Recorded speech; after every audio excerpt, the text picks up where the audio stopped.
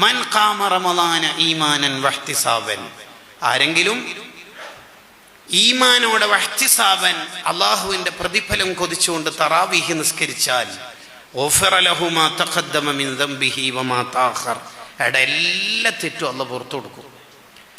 കാര്യമായിട്ട് ഇബ്ലീസ് നമ്മളെ കൊണ്ട് തെറ്റൊക്കെ ചെയ്യിപ്പിച്ചിട്ട് ആ തെറ്റ് പൊറുക്കുക എന്ന് പറയുന്നത് ഇബ്ലീസിന് തീരെ ഇഷ്ടമല്ല. അപ്പോൾ തറാവീഹ് മുടക്കാൻ നോക്കും.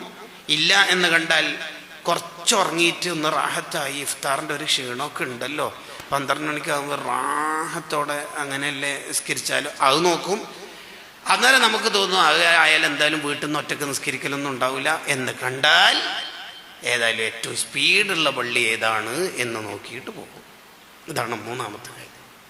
തറാവീഹിനെ സ്പീഡാക്കുക, ഇബാദത്തിനെ സ്പീഡാക്കുക. അതൊരു ചതിയാണ് എന്ന തിരിച്ചറിവ് നമുക്കുണ്ടാവണം. അന്നേരം നമ്മൾ കരുതണം, ഈ ഇബാദത്ത് ശരിക്കും ആലോചിച്ച് നോക്കി, അള്ളാഹിൻ്റെ മുമ്പിൽ നമുക്ക് 3 സെക്കൻഡ് തല വെക്കാൻ സമയമില്ല. അള്ളാഹ് തന്ന തല 3 തസ്ബീഹ് എല്ലാം സമയമില്ല, 3 റുക്കൂയിൽ 3 തസ്ബീഹ് എല്ലാം സമയമില്ല, സുജൂദിൽ സമയമില്ല എന്ന് പറഞ്ഞാൽ പിന്നെന്തിനാ നമ്മളെ കൊള്ളുക?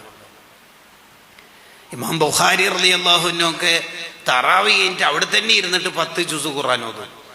എങ്ങനെയെങ്കിലും തീർന്നു കിട്ടണം എന്നല്ല വിചാരിക്കണത്. സ്വഹാബത്തിന്റെ തറാവീഹിനെ കുറിച്ച് കിതാബിൽ